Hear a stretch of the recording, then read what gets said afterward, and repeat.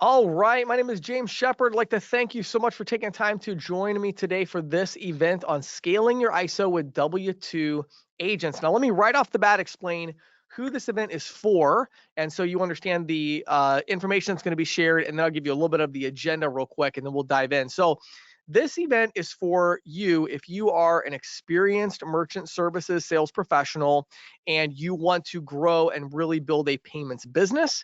It's also for you if you are already an ISO, you already have a team, maybe you have a 1099 team, maybe you have an inside team, and you're looking to scale and grow.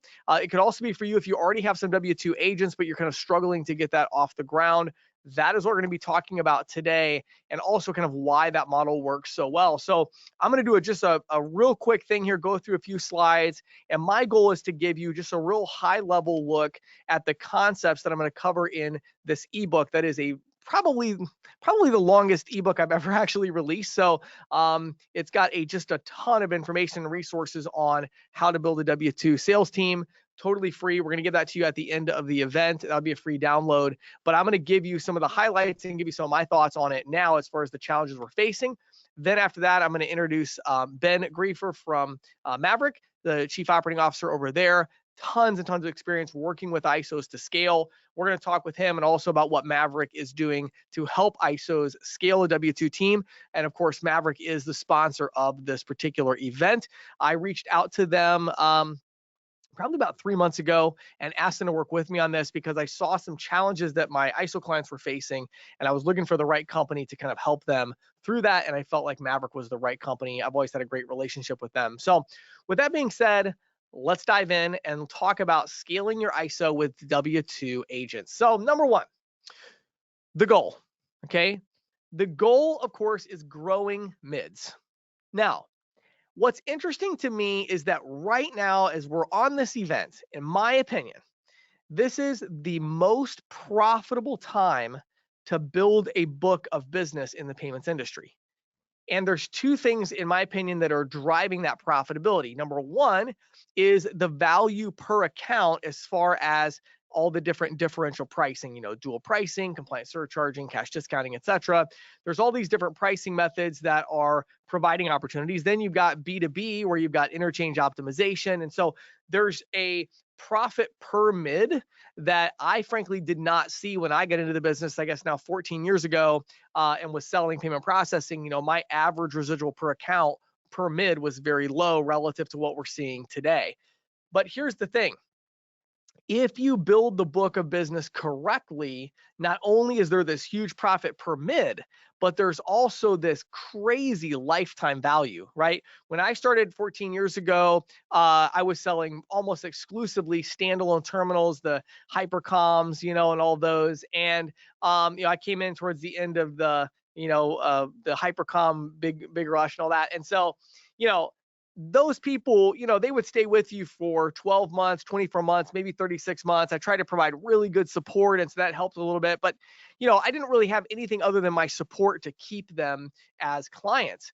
Well, today that's all changed, right? If you're selling correctly and you're out there selling integrated payments, point of sale systems, software that's specific to certain verticals, whatever the case might be, if you're selling payment processing correctly, targeting verticals with specific solutions and integrating payments into that, the lifetime value of these accounts is ridiculous, right? A lot of companies, it's like we're almost too early on to even have the right calculations to know what the lifetime value is, because some of these accounts are staying for 6, 7, 8, 9 years, right? And so I myself am right now people are like, James, what merchants are you selling? Well, we're selling 20, 25 mids a month that are self-storage, companies, because we have software for that, right? And it's integrated payments. I mean, I don't think these people are ever going to cancel. We haven't had anybody cancel yet. I don't even know how they would cancel. Like the people that rent their storage units are all on auto pay. Like, to me, that's the future, is these really valuable books of business. So that's the goal or the opportunity. But what's the challenge? Well, what I'm seeing as I'm working with ISOs is that there are two primary challenges to this kind of legacy model 1099 sales team, and that is the complexity and the lack of focus. So first of all, let's talk about the complexity. If you want to build a really solid book of business in the payments industry today, it is complicated. right? You have to know about point of sale systems. You might have to know about gateway integrations.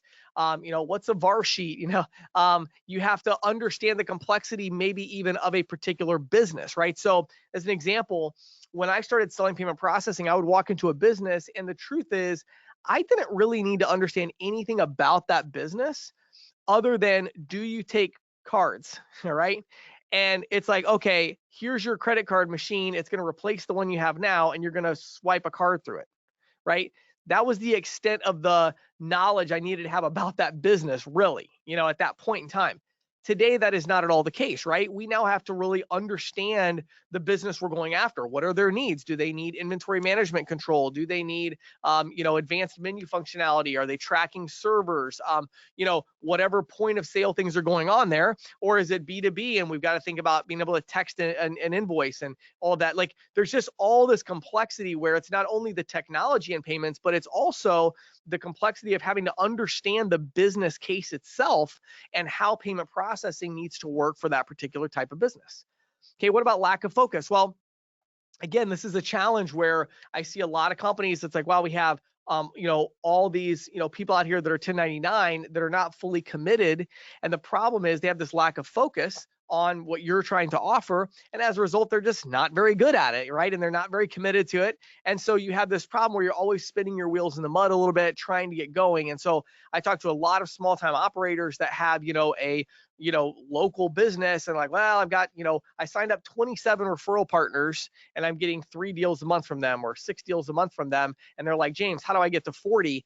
And, that's the problem I've been solving for the last decade in the consulting side, is working with ISOs to scale up their team.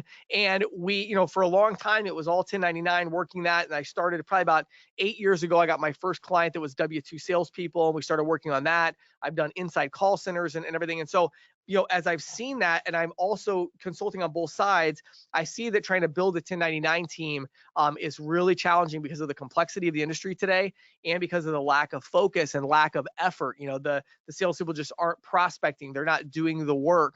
Put in. And again, I want to clarify something. I mean, I would assume most of you on here are 1099, or you are a business owner of an ISO. So I'm not in any way against that model. I'm trying to say, for those of you that are at that point, your experience and everything, how do you get to the next level? How do you scale up and increase the number of mids per month that you're able to do? Now, before I go to the next slide, I have a little question. So now that we got everybody on here, over in the question box, answer a question for me. How many years have you been in the payment processing industry? So I always like to ask some of these questions, get ideas in my mind of the audience before I go to this next slide. Just give me a number over here in the question box, whatever, 5 years, 8 years, 20 years, Okay, so Rick has been in a couple, 2.5 years, Jimmy, 8 years, Joseph, 16, Jeremy, 19, Jan, 10 years, Kurt, 3 years, Michael, 20 years, Trey, 10 years, Ali, 31 years. Wow, that's a long time, man. That's awesome. PJ, 27, 22, 20, 20 plus, 15, 15, 28, 16, 17. A couple of people here, Todd, new in the business 1 year. So I love this because this tells me what I assumed would happen is the people that are jumping in here are those of you that are experienced. So you've been around a long time. Many of you have been around longer than I have. I've been here about 14 years in the business. And so you're seeing these shifts, right? You're understanding that what we need to sell to merchants today is significantly more complex than it was 10 years ago, right? But the trade-off is higher margins, longer lifetime value of the account, much higher lifetime value of the account, almost insanely high lifetime values of the accounts.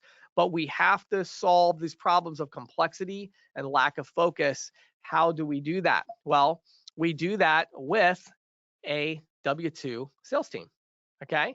Let's see if we get this one here. Here we go. And so we do this with a W2 sales team. And the primary reason that we're seeing so much more success with the W2 sales team than we are with 1099 legacy model is because of training and accountability, right? It used to be someone would come into this industry. When I came into the industry, I was put on like a 1-hour webinar, right? And it was like, okay, good luck, get out there, right? That doesn't really work anymore, right? We have to understand deeply what we're selling. And so now we need training. Well, you can't require a 1099 to really do much of anything, right? But when you're talking about W-2, you can do really extensive training. The best companies at building W-2 sales teams, they're very intentional about training. They have a video training library. They've got all this different resources for their salespeople, and they're going vertical specific and helping them understand, hey, here's how we go after auto repair. Here's how we go after pizza shops. Here's how we go after hair salons. And they're choosing certain verticals and helping them to go after that with training. Now, the other part of it, though, is accountability, right? What I find so interesting about this business is that there are these two variables, and I'll talk more about this in the next slide, but there are these two variables to success when you're building a sales team, whether it's 1099 or W-2. And those two variables are contacts and closing rate, right? Contacts and closing rate. Well, how do you solve these two variables? In other words, if your sales team was getting a lot of contacts on your behalf, and if they were closing at a good rate, you would be growing and having a lot of mids. So if you're not growing and you're not seeing a lot of mids from a sales team, that tells you one of two things is happening, or both. Either they're not getting a lot of contacts on your behalf, there's that lack of focus, right? And or they're not closing the accounts. Well, what I found is the only real variable here, if you have a W-2 sales team, is going to be the closing percentage, right? So if we can find people who know how to sell, and then we train them really well on what it is we want them to accomplish and what we want them to sell, who we want them to target, what solutions they're going to offer, there's that takes away that half of that equation, and the only half left is contacts. Well, if it's a W-2 employee and you're paying them a salary plus commission, guess what? You require them to go prospecting, otherwise they don't get to keep their job. So you're able to avoid this huge cash drain, over a 12 to 18 month period, because you have expectations and people have to hit those. And so it's training and accountability. So the reason I'm so bullish on the W-2 model is because as I see the shift in the payments industry towards complexity, I see that and say, well, wait a second, what model works best there? Well, the model that works best is being able to train the agents to, for this complex world and enforce that training. And then it's also about the accountability that management can provide to get these people to take action. Because in this industry right now, if you can target a good, group of verticals with good solutions, and you can get people that know how to close sales, that are trained, and get them to take action, that's what you got to do. And you can build your portfolio. So let's get really practical. I've got one more slide. And then after this slide, I'm going to introduce Ben from Maverick, and we're going to talk more with him about his insights and what he's seen. But I want to run through this process with you really quickly, because one of the big questions I get almost every time when I'm talking about W-2 is people will say to me, James, how am I going to hire a bunch of W-2 salespeople? And, I can't afford to have all these salespeople on salary or paying them hourly or whatever it is, right? Like, I'm going to lose my shorts here if I hire these people as employees. Well, again, go back to what I just said and remember contacts and closing percentage, right? Those are the two variables we have to deal with. I worked with probably, I don't know, at least 25 or 30 ISOs over the last decade that have built a successful W-2 sales team. And whether that could be inside sales, outside sales, doesn't matter. And what we've done is we've broken it down into several stages. And so I'm going to give you this very high level kind of 2-minute version of this slide. But again, this is what I deal with in the document that I'm going to give you at the end of this totally free download. So hang around till the end so I can give you that document that you can download. And it's going to break all this down in very, very, very specific. Okay. So here we go, right? Number one is recruiting. Okay.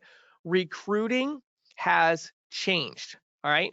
When you're recruiting, first of all, just recruiting W-2 versus 1099 is like a totally different world. A lot of people will say, James, why on earth would a salesperson be W-2 in this industry and make 15%, 20% residual plus salary when they could be making a huge percentage split on their own? And the answer is you're thinking about different kinds of people. Okay. Yes, there are people who definitely should be 1099. They're like yourselves, many of you on here, where you're independent, you're driven, you're entrepreneurial, you're willing to take risks, and you want to build a business yourself. But that's not how most people are. Most salespeople out there, they value consistency. They value, they don't want to be taking huge risks. They don't want to risk not being able to pay their mortgage next month. So what they're looking for is they're looking for consistency, stability, as well as an opportunity to build something long-term. So when you mix things, and I give really specific compensation details in this document, but when you mix salary with, a residual long-term, it's a huge deal for them. And so recruiting, first of all, you're going after a different type of person, somebody that's W-2 that's interested in that world. But the other thing is you got to go after them with information. Okay. I have a ISO that I'm working with right now that's like the very, very beginning phases. They actually just hired their very first salesperson for a W-2 team. And when we went to do the recruiting, I talked to so many people, James, how do you find good people? I can't recruit anybody. Well, what we did is we created a custom ebook for them through the consulting and everything I was doing. We created a custom ebook for them. We created a recruiting ad, and the recruiting ad, the call to action wasn't, hey, call us if you're interested or respond or fill the form out. No, it was download this free ebook if you want to learn more. So you got to go more with the approach of education for recruiting. People want to be educated today. They want to know what they're talking about before they speak to a live person. So respect that, right? And help them out with that. Okay, so that's recruiting. Training.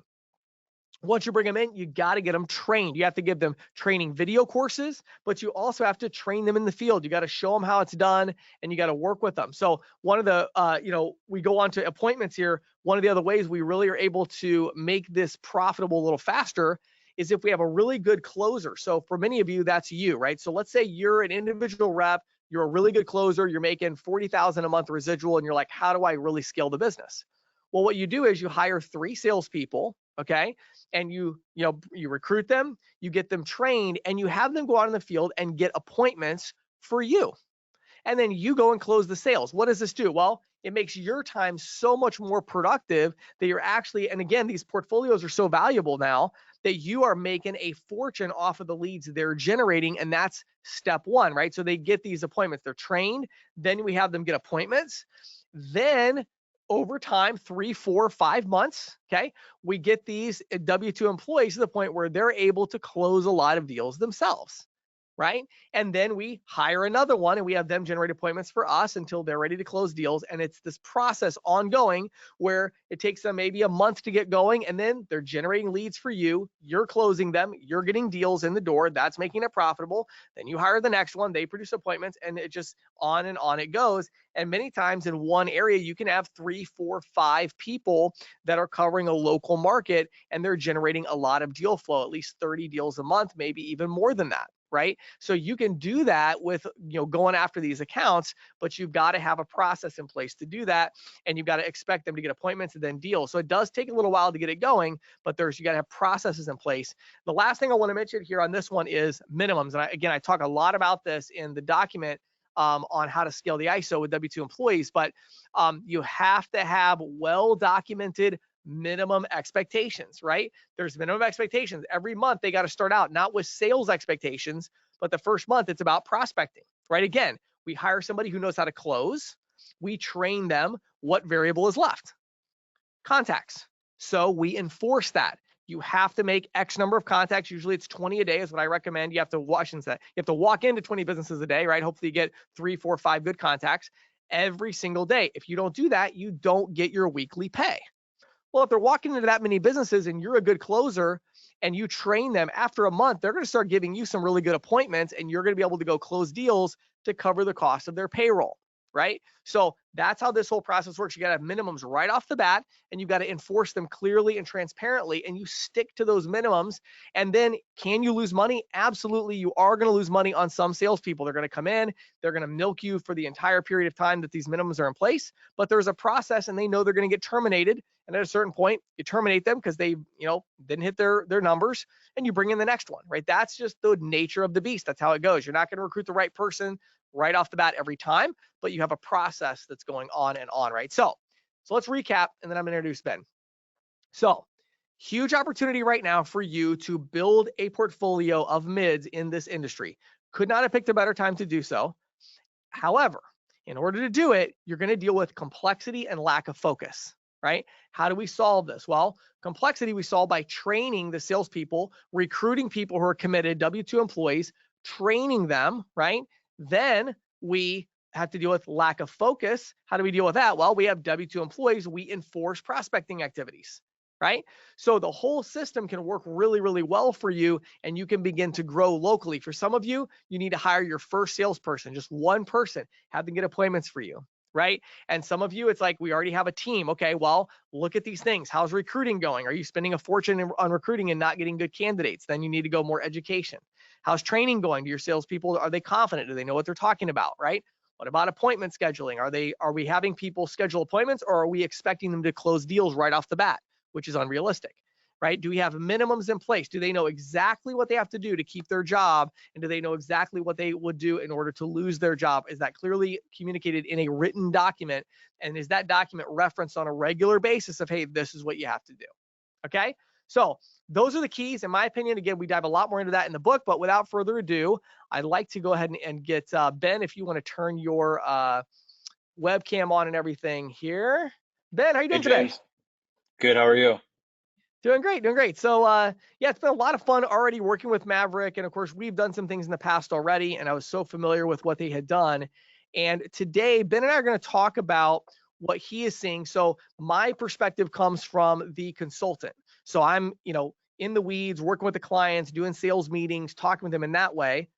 Ben and Maverick, they've built multiple companies. With Maverick now, they are working with lots and lots of ISOs that are in the process of scaling and building a team. So Ben, could you start us off by just give us a little context of you? What's your journey been like in payments, and how did you get to where you're at right now? Yeah, so I'm the Chief Operating Officer here at Maverick. Oversee everything. Focuses on strategic partners, our underwriting because of some of the higher risk we work with, technology development. But at the end of the day, oversee everything. I started in the industry in late 2011. That's when we started Maverick. We're family owned, so it was right around the same time my father, he had spun off from another processing company, which he had co-founded back in 2000. Um, Started as an agent office, ISO office. We're bootstrapped, self-funded. So I learned the industry as a sales agent. We ran that model for a few years, realized how antiquated a lot of the processes are, lack of technology, and we decided to make the pivot to become a full service provider. And that's when we went into more of the focus around back office operations, technology development.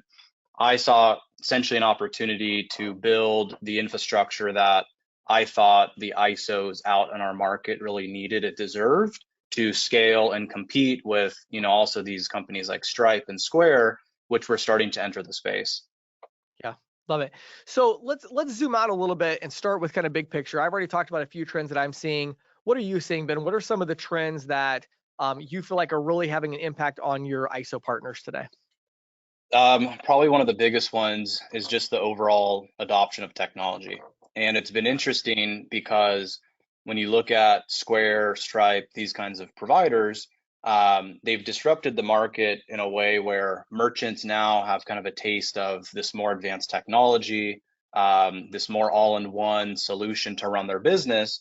But a lot of merchants, I think they feel that the lack of that relationship and the personal touch is a pain point to their business.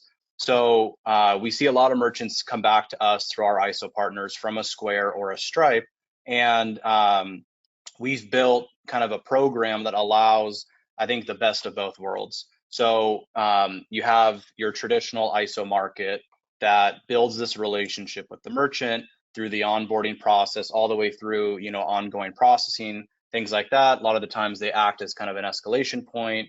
But the interesting thing is you have this high level of expectation of technology that lacks in kind of the traditional ISO market. So that's where our white label dashboard has kind of helped a lot of your typical ISOs go to market with the technology, this all-in-one solution, but also scale out kind of a distribution network. So we've had a lot of success with ISO partners being able to scale through sub-agents. We have around a 5-to-1 ratio, which is a pretty interesting statistic to look at, where every direct agent we sign, they have around 5 sub-users. So to me, they're heavily leveraging our system, which is what the intention was, to bring on more, manpower downstream, which is cool because for them, they can also white label it for sub-agents, do whatever the case is, where, they can kind of build out the branding and go to market and just expand their net of feet on the street. Hmm. I love it. So one of the things I want to do here is I want to actually ask a question to our audience that kind of it's important for this next question I want to ask you, Ben. So in the question box, those of you watching right now, give me a number of how many sub agents you have currently. They could be 1099, could be W-2, whatever. Just how many other people work for you that sell payment processing services? I would just love to see that number over there. Just give me a number. I'm just curious before we get to this next one, how many of you are actually already doing this? And again, if you have no sub agents, put 0, because I'm just really curious how many of you are like, hey, I'm thinking about building a team versus, hey, I already have a team. So, okay, let me just run through real quick and then I'll ask our next question here. So, Heather has 11, Gregory has 3, Jeremy has 15, Barbara with 3, Jason with 5, Williams has 0 right now, Joseph with 350. Wow, good sized team there, Joseph. Josh with a couple, Ollie with 40, Henry with 7. Yeah, so and then lots of 1s and 2s, a few more 0s, but yeah, a lot of so a lot of you have 3, 4, 5 sub agents. Some of you have a lot more, but those of you with that 3, 4, 5, Ben, what are you seeing is, we talk about the trends, but we actually get into the nitty gritty and the challenges that the ISOs are facing that come to you, they work with you. What are the pain points for them? What are they dealing with? It's probably a mix of things. So a lot of it's balancing kind of the front end sales aspect of their business with the back end support, the technology, the infrastructure, from processes, policies, things like that, to get it all, to become a well-oiled machine, right? So a lot of the times we'll have a new ISO come on board, they start utilizing our dashboard, they're able to kind of immediately benefit from the automation with onboarding, sub-user management. They can cut costs in some scenarios because we have our own e-sign. They don't need to use DocuSign anymore. They don't have to pay for that. But the challenges are helping them kind of scale to the next level. And the best way to do it is, buttoning up processes, the back office, and then utilizing technology to work smarter. And then you're going to, in the long run, have a much bigger net kind of impact. Hmm. Yeah, so I love that. And so you kind of brought this up already a little bit with the white labeling and some of that stuff, but I want to dig into that one, especially as it relates to the technology, because it's funny, like when I look back, maybe 10, 12 years ago, I was kind of like, branding. I mean, I don't know. It doesn't, whatever. I'll have my little brand and I'll say I'm a broker or whatever. But like as we've made these shifts in the market that are more technology focused, why has branding become such a big deal? I mean, every time I talk to an ISO, they're like, well, I got to have my logo everywhere. And, they have a challenge with that. Why do you think there's been that kind of desire for the small ISOs to say, I want my brand everywhere. I want to have that brand recognition. What's the deal with that? So to me, when you're a sales agent, ISO, and you're talking to a potential merchant, you have this brand you've built from lead generation to cold calling to being reputable, and then all of a sudden you send them the merchant agreement and it's a completely different company. And a lot of the times that's like the initial point of friction. The merchant can see that processor as an alternative solution. Maybe they feel like they can get a better deal if they go to them direct. So Right. I'm a big believer in the brand, because when you've built, this brand, you've invested all this money with lead generation and all these things, you want that to be at the front line, right? Your merchant is your customer, you worked very hard to get it. And the processor, Maverick, for example, we really are behind the scenes. We want to be looked at as a provider to our partners and our ISO partners. We want to be seen as, their strategic partner and back end, not as this, kind of alongside vendor or alternative solution, because a lot of times it also confuses merchants. So I Yeah. think, when you also look at where this market's going with embedded payments, everyone's talking about how can I go to market quickly with little cost, but at the end of the day, build my own company and my own brand and leverage more of a core platform behind the scenes. And that's what our focus has been. Love it. Love it. And by the way, while we're going through these questions, everybody, if you have a question, that was my last question I'm going to ask that everybody would respond to. So if you want to go ahead and start typing out any questions you might have for myself or Ben, which again could be just general questions about, challenges you face building a team, things that Ben's mentioned about Maverick, whatever, type those out. We'll get to those here in a little bit. So my next question, Ben, is about technology. So we've been talking about how important technology is, embedded payments, integrated payments, all of that. So let's say an ISO is working with Maverick. What is your approach to providing technology to the merchant? So not to the ISO, but actually to the merchant. What are you providing to them, and what's your approach to be able to provide the different solutions that merchants need? Because it is a very complicated thing these days to provide that. It is. And like I said, I think, merchants have gotten a taste for the Squares and the Stripes of the world, but Right. it seems like they tend to, want to work with an ISO partner to have a kind of a personal relationship with. Um, so with our white label dashboard, it's not only ISO and sub agent facing, it's merchant facing. So the dashboard we've built has all the merchant reporting, authorization, batch, payout, chargeback management, fraud tools, support tickets. They can set up their employees with permission control. We have our own payment gateway. We have an ACH platform. So with our dashboard, it's not only white labeling it for the ISO office, but it's also for the merchant themselves, which Hmm. historically you've seen more in the payment gateway market. Right. So it gives them kind of everything they need to provide this robust dashboard to merchants. We also have an API for direct integration, so they can compete with, on enterprise merchants with companies like Stripe or Braintree. So it's been able to deliver this kind of all-in-one payment stack that's both ISO and sub ISO facing and merchant facing. Hmm. Um, yeah, I love that. So, you know what? This is so interesting. So, I'm actually going to kind of jump ahead to a question that we actually got from Ali here, which I think is such a good question because I had it on my list anyway. So, okay, so that's technology for the merchant. We understand that. And I think everybody kind of gets that. Obviously, there's strategic partners, there's in-house solutions, right? And you're pulling all that together. When we think about the technology for the ISOs themselves, right, that historically maybe have used third-party solutions, things of that nature. One thing Ali asked is, how do you build a brand without being registered with the card brands?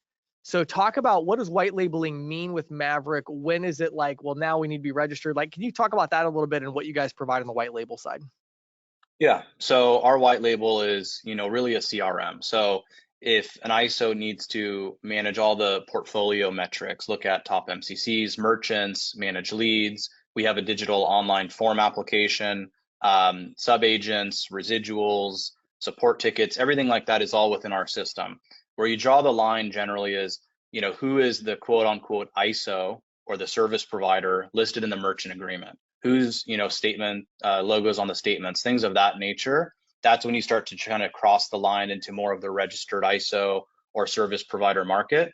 But our system really is, again, the CRM that ISOs can take to market to manage kind of the entire flow from onboarding all the way through maintenance, and management of the accounts.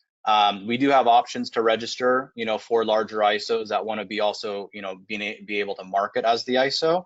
But the goal is, kind of condense everything in one solution with their branding, and, provide something that is able to go to market quickly with just really minimal cost.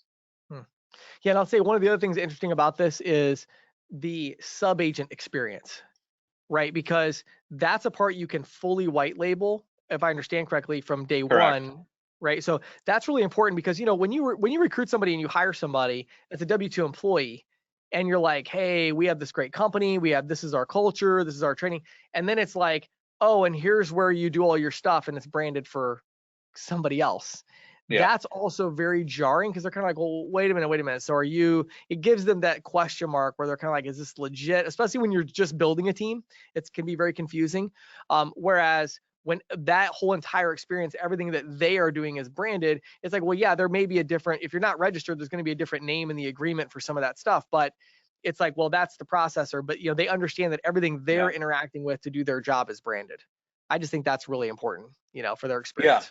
And that's been a really valuable tool with our, direct resellers, is being able to bring on sub agents, whether they're other ISO offices or individual, reps like a W-2, and white label it for them as well. Because then you have kind of this network underneath you. We look at it as just this very wide distribution channel where Yeah. you're just spreading your channel of different types of partners. And it's interesting because most of the business we see coming through our platform is from not the direct agent we have. So it's one of their sub agents. It's around 75%. So to me, that goes to show, the system's being properly used. Right. You can set up, a sub agent, and they can go work their own applications, leads, merchants. They have full visibility. You don't need to hire a data entry person to kind of, take in their applications and submit it to your processor, things like that. It's all automated. Right. All right, cool. Okay, so I've got two other questions here before we move to Q&A. And by the way, when we move to the next slide, I'm going to give you the link you can go to download the free ebook and get some other information about this. So these next two questions are kind of related. So I want to talk for just a minute. I don't want to dive too deep into high risk, but I know this is something you guys are really well known for, is the high medium risk stuff. And there's a lot of people on here who have probably struggled to find a home for their high risk deals. So talk a little bit, if you would, about portfolio mix, and then I want to talk about how that impacts Schedule A splits and that kind of stuff. Yeah. So high risk is interesting because a lot of times it's perceived risk, versus actual risk. Right. And everyone has a different definition. Yeah. So it is interesting with COVID because we saw this surge in card not present, and a lot of partners we worked with that historically were low risk, now we're kind of having to figure out how to deal with high risk. So for example, you can have a brick and mortar liquor store or a smoke shop. Now, they're doing curbside pickup where it's coming in as card not present, and now it's a card not present, tobacco sale. So it's high Right. risk.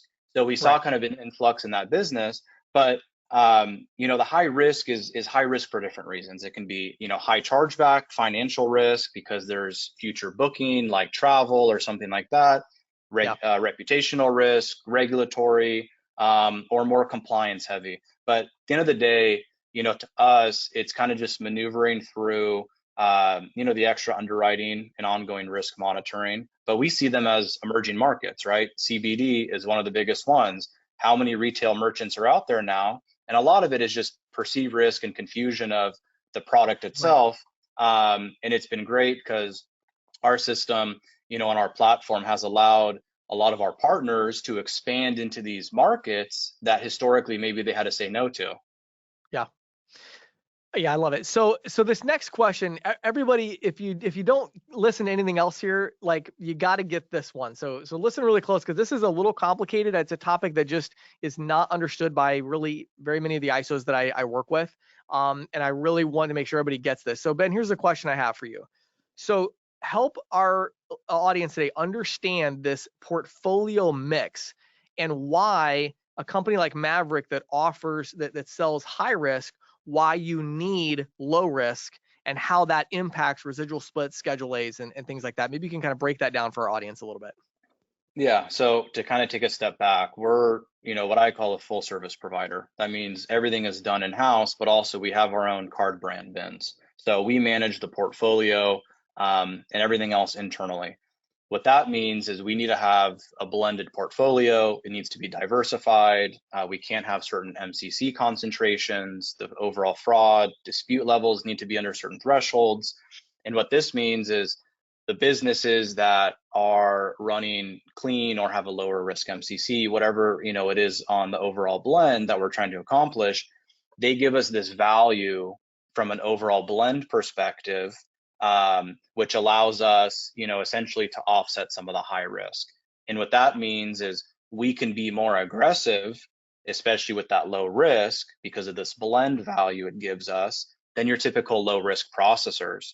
So with programs we have like zero buy rate or some of our bonus programs, the reason we're able to get maybe more aggressive than other processors, even if they're one of the big ones, it's because they're more low risk focused. And we have this, kind of balance we have to maintain with the high risk, which, obviously comes with more margin, but it allows us to do these programs that, a lot of others can't.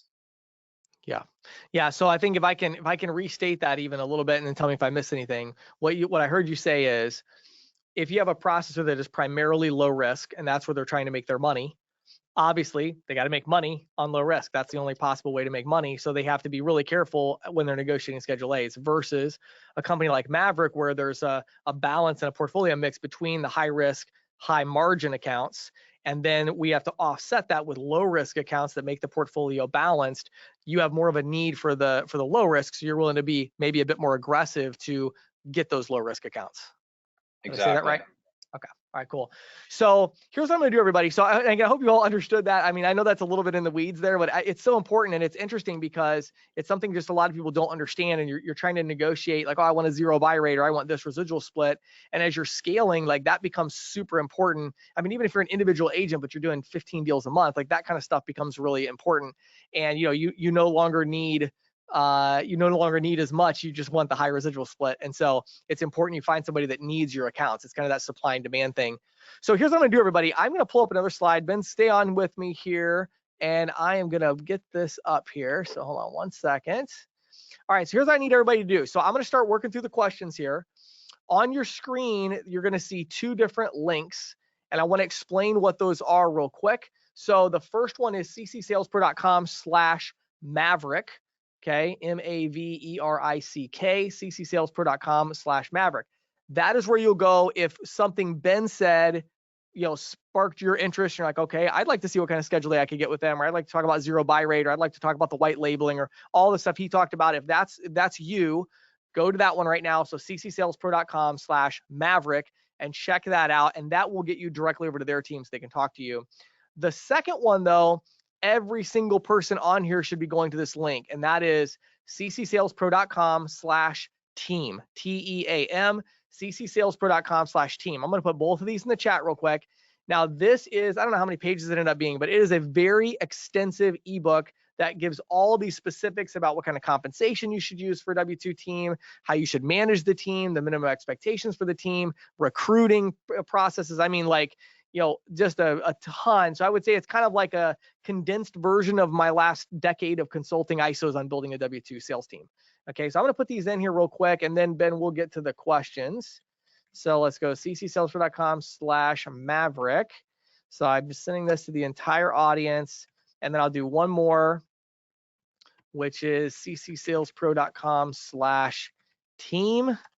So I believe both of those should work fine. And they do, yeah, so good. I'm just checking both of our links here. Yeah, so we're all set. Okay, so with that being said, now I'm going to get back over here and I'm going to pull up your questions. And Ben, I'll throw some at you, and then I'll do some. We'll see what we got. So I saw some really good ones actually coming in. So, all right, here we go.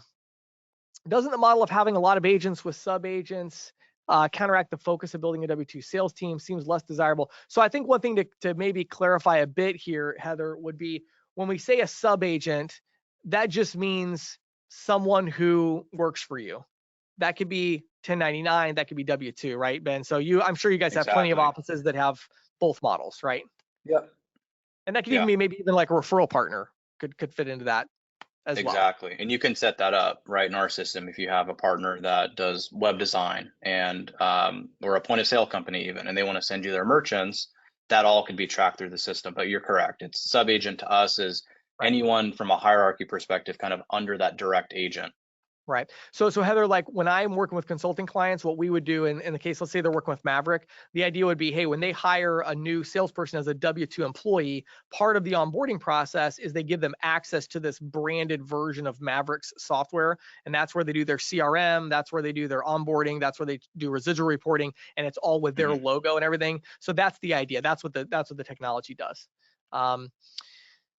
Okay, we talked about that one. So what about base salary and commission percentage? So I'll give you a little, just again, look at make sure you go and download the ccsalespro.com/team. But what I say is, depending on your geography, I recommend doing a weekly base salary that's dependent on prospecting activity. So again, if you're in rural Kentucky, Tennessee, areas where there's generally lower wages, you're probably looking at $400, $450 a week salary, plus you're going to give them maybe a 15%, 20% residual split that's going to vest over time. If you're in Los Angeles, you're probably paying maybe $800 a week or even more, maybe $1,000 a week plus some upfront bonus money and commission. So it depends on where you're at for that one. Any thoughts on that, Ben? Anything you've noticed trend-wise as far as compensation? Like, have you noticed more of your ISOs, like as you talk to them, do more of them, are they starting to shift towards salary, like actual W-2 employees, or is it still mostly more straight commission? It's interesting. It seems like it's shifted to more W-2. And I think the reason is it goes back to what you were saying is there's a lot more of a complexity as part of the sale now. And a lot of the times you're almost like a consultant, right? If a merchant has all of these needs, certain point of sale, requirements. Maybe it's higher volume, so the due diligence and underwriting is a little bit more complicated, or it's high risk. You need someone who's more hands-on. Years Yeah. ago, it was a lot different when you're just slinging, terminals that are standalone and you're dealing with a small volume account. It's just changed. And I think with that, kind of again goes back to what you were saying, is you have to have more control. You have to be able to train, these salespeople. And a lot of it just goes back to, it makes the most sense with the W-2. And that's usually probably what we see with our bigger ISO partners, Right. is they have inside sales teams, which obviously are W-2. And it's because, again, they're dealing with more complex merchants. Right. Right. There's a lot of really specific compensation questions, and I'm actually going to refer you to that ebook, because it's just very complicated, and I really dive into like tons of detail of like why you should do each part of it. So there's three parts: there's salary, there's residual, and then there is upfront money. And it really kind of depends on a lot of variables there. So definitely check that out. Where can you get funding for W2 Sales Channel? Great question. How are ISOs that work with you guys raising capital? Ben, any advice or thoughts on that, pointing people in the right direction? It depends, I guess, on where they're at, right? So if you have an ISO who's been around, they might have a residual stream that they've already built up and that they can kind of leverage to invest, ultimately into building the infrastructure. We've had some partners that will come to us and either say, hey, your current bonus program will help us kind of offset some of our overhead, or they'll, present, hey, can you guys do something maybe a little bit different? And we've done those kinds of programs. So we're indirectly kind of helping them and participating in that, Yeah. build out process. And it's, again, to your point, is it's all performance based. So it's Yep. kind of a win-win for everyone. Yeah. And I mean, the other thing I will say, just to throw out there, I mean, I am always amazed at ISOs I work with on the consulting side. One of the biggest values that they get when they work with me is just I expose them to just normal access to capital. Like, almost everybody on here would qualify for an SBA 7A loan. Like, you can get access to capital. Like, there are other ways to get money. And then of course in this industry, it's so liquid that, to Ben's point, I mean, if you're producing deals consistently and you're scaling the team, you should be able to find capital. I'm trying to cherry pick a couple of other questions here. Oh, here you go. Great question for you here. So Bill says, dumb question. Can a person start out only selling with Maverick before adding sub agents, or are you only looking for, right, like teams, right? So an individual experienced agent wants to work with Maverick. Yeah, we have no problem whether you have no sub agents or 100. So for us, it doesn't really matter. We're not charging fees for sub agents and those kinds of SaaS fees, right? We've built our system as an investment to, ultimately bring on and provide value to the ISO market. Cool. Here's another one that's kind of popped up a couple of different ways, and that is about point of sale. So talk a little bit more. We touched on it briefly, but like, okay, I'm an ISO, I want to go after some specific verticals or whatever, right? Like, do you guys have any proprietary technology direct to merchant, like point of sale, and or how do you handle these partnerships? And, because that's just becoming such a big part of it in the ISO world. They're like, oh, I have a vertical, I got to find a point of sales company, I got to work together with them. How does Maverick work with them to facilitate that? So our technology, and I've learned, it's best to do one or two things very well than try to do five or six things pretty bad, right? So Right. our focus has been the dashboard for ISO partners. We've built some, additional tools like our Gateway ACH platform. We've integrated it to third parties to get us connected to QuickBooks, shopping carts like Shopify, offer SMS payments, things like that. When you refer to hardware, I kind of draw a line between simple standalone terminals and robust point of sale. Hmm. So when you're talking point of sale, to me, that's a completely different animal. We have some strategic partners we work with, again, because we want it to make sure that, it's executed very well. If we started, I think my opinion is started going down the path of trying to become a POS company, we would lose track of what we've built, which again is really, concentrated around this kind of turnkey ISO platform. So we are deploying hundreds and hundreds of different terminals, POS systems, and it's a mix because every merchant has different needs. The nice thing is, because of the platform we use on the back end, we're able to support thousands of different solutions. It kind of just depends on what the merchant's looking for. Yeah, I love it. And I think ultimately, I will say this. I think if you are an ISO and you're looking to grow, you have to look at the technology side as your problem to solve. And what I mean by that is, yes, you're going to partner with somebody like a Maverick that's going to have all the tools that are needed there. And they're going to hopefully give you a really great residual split and everything that's going to allow you to have a lot of margin to work with. But ultimately, you either have to build the technology yourself, like what we've done with our CC storage company, or you have to go find a company, a technology company, and partner with them to go after a vertical. And at that point, what you're going to need is you're going to need a company like a Maverick that's going to have the APIs and all that kind of stuff to, facilitate this and to be able to pay out, residual splits and overrides and however you're structuring this deal financially. So that's, to me, like that's a core competency today of growth. If you really want to grow effectively, you got to have the technology partnerships to do it. Okay, a couple other questions here that I've seen that kind of go around the idea of the W-2 agent model versus 1099 as far as benefits and all the expenses of it. And what I would say is, the 1099 model clearly is going to have much lower risk as far as financial, right? It's straight commission. Now you can do straight commission W-2 as well, but what I have found is the trade-offs that you get by paying a salary to W-2 people. And again, I realize there's so many variations here, right? But I'm talking about you want to grow a team, you want to control it, and you want to build it predictably. Paying the salary and then using that salary as condition of getting the weekly pay. It just is very valuable if you're recruiting and training people correctly. If you're recruiting people that don't know how to sell and you're not training them, either one of those two things, this model does not work. If you're recruiting correctly, training correctly, then all you have to do is require them to take action. It could be super effective. And again, I want everybody to pause for 1 second. If you haven't already gone to ccsalespro.com/team, go there right now. It's literally free for you to download this, but you need to download this ebook because it has like all this compensation stuff in there. And then also head over to ccsalespro.com/Maverick, fill out that form to talk to the Maverick team directly. All right, we'll do 2 more questions here, Ben, and then we'll call it a night. Let's see here. Yeah, so I'm not going to get into more of the compensation. We already talked about that.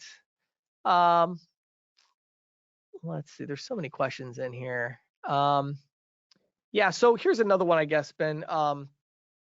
There's just so many of them here. I'm trying to find a good one to dig into there. So Ben, when you look at sales or the ISOs that are scaling, one of the questions in here is more about the technology side. So when they're using third-party solutions to manage everything that they're doing for their business, whether it's Salesforce, whether it's whatever else, right? When they're using an outside vendor versus using what you guys have, what do you see as kind of the pros and cons of that? Why? Because I know a lot of ISOs end up using you. They like the comp and everything else, but mainly because of the technology solution for them. Where do you see that as a competitive advantage, and why do people choose to use that versus other third-party solutions? Yeah, the two biggest things I see is it's a fully integrated solution, right? Obviously, you create an application for onboarding, it gets to underwriting. It's all within our system. When you're talking about a third party, you might have to build your own fillable form, map it to a PDF, use something like DocuSign. Then you're going to incur cost. You're going to get it signed. Then you're going to have to go key it in or email it or fax it to whoever you process with. So, it's adding all these additional steps. With us, you have kind of this turnkey automated tool. And then the second thing is cost. A lot of the CRMs out there, they obviously make money based on user fees. We don't, right? Our goal is to get the merchant business. And, we get that through ISO partners, and the technology we've built is, a way for us to leverage the technology as a way to provide value and, get ISOs to scale. Yeah, I like it. Cool. So we are going to pause it there. One thing I will say, there was a one person that mentioned that when you try to download the ebook, you got a little spinning thing on the screen or whatever. I apologize. Most likely that's because there's so many people going there trying to download it right now. So just check back in a few minutes. If you still have an issue, obviously email me, james@ccsalespro.com. My team will intercept that and get that over to you. Last thing I'm going to say really quick is make sure you go to these 2 links. If you're still on here right now, take a second right now. If you didn't do it already, go to ccsalespro.com/Maverick and fill out that form there. You can see all the information about Maverick, what they have to offer, but fill that form out. That way the team at Maverick can follow up. it's always a good idea to have these conversations to understand what else is out there, especially if you're looking to scale a team of agents. The other one is ccsalespro.com/team. We spent a lot of time. I feel like I spent a decade writing this one, Ben, because it's like, Yes. from so much work that was done. But then, of course, working with Maverick to pare it down to get it right. And so I really am proud of putting it out because, first of all, it's so much information that is so valuable because I've used it for a long time. But the other thing is because Maverick worked with me on it, and I know they have the tools and the technology and the processing to back you up on this if you're building a team. So go to ccsalespro.com/team, check it out. Ben, thank you so much for taking your time to join us today. I really appreciate the insights, and just thank you for taking the time to share those with us today. Thank you, James. I appreciate it. It's always good talking with you. Absolutely. All right, everybody. Thanks so much. You all have a great night.